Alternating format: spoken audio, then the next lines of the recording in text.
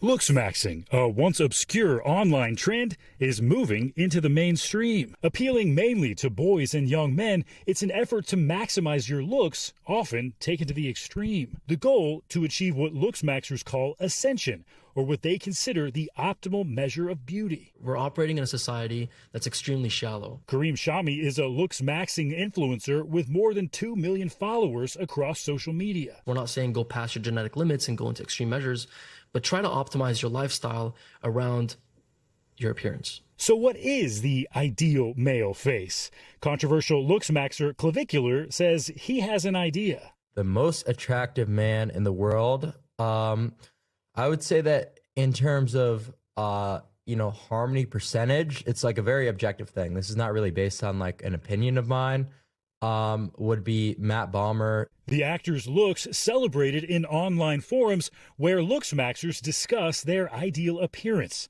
a chiseled jawline, specific facial ratios, and eyes 1 eye width apart. Bomer himself does not appear to be affiliated with the movement. And while some methods are focused on skincare or facial exercises, start with your preferred facial cleanser. Clavicular says he went to extreme measures to achieve his desired looks. I've done like a lot of things like fat dissolvers, like I've injected lipolysis agents into my face, was a big one. And bone smashing. And he's not alone. Bone smashing has become increasingly popular. Do you guys know about bone smashing? People taking massage guns or even hammers to the face. Smash them bones, baby!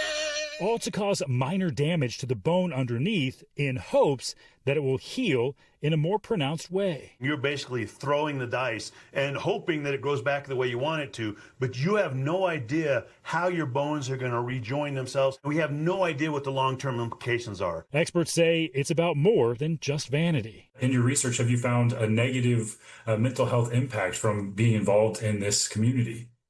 Yeah, absolutely. I think, there's a lot more negative mental health ramifications. They're developing body issues that they didn't have when they first entered the community. And they're seeing their body is fundamentally a very flawed and imperfect thing that is going to ruin their lives. And looksmaxxing is popular in online forums that often perpetuate dangerous concepts like misogyny, nationalism, even racism. Race absolutely influences how these men are judging attractiveness. So every man of color is recommended to improve his attractiveness by making himself appear more white. But despite the controversy, the industry surrounding looksmaxxing is growing, with websites dedicated to selling supplements and products. If you were talking to a parent of a 16-year-old who's worried about this trend, what would you tell them? Putting in the emphasis that they deserve to be loved no matter how they look, I think, is probably the most important thing.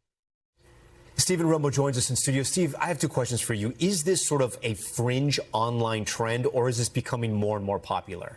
Yeah, it certainly started off very fringe and has been around for a few years now. But some influencers like Clavicular have gone viral with some of these clips and has really brought this into the mainstream, specifically bone smashing, which we mentioned in this piece, people hitting their face with a hammer. It sounds pretty silly, but when you hear some of the more extreme things that they're going to, taking testosterone, which can mess up their fertility later in life, all of these things seem very short-sighted. Something we've worried about a lot for young women is their body image issues, but now it really seems like we need to worry about young men as well. People, especially young men, trying to look their best. I mean, this has been around for decades, right? What's different now? Is it the social media aspect of it, and it's just going to extremes because of social media? Yeah, it really seems like it. An expert we talked to for this piece was saying that it's really the online community of looksmaxxing. They have their own terminology, their own language in a way, and they have their own rating scale for rating each other's faces. It really is their own subculture that they've created. It's not just trying to look your best. It goes beyond that in a way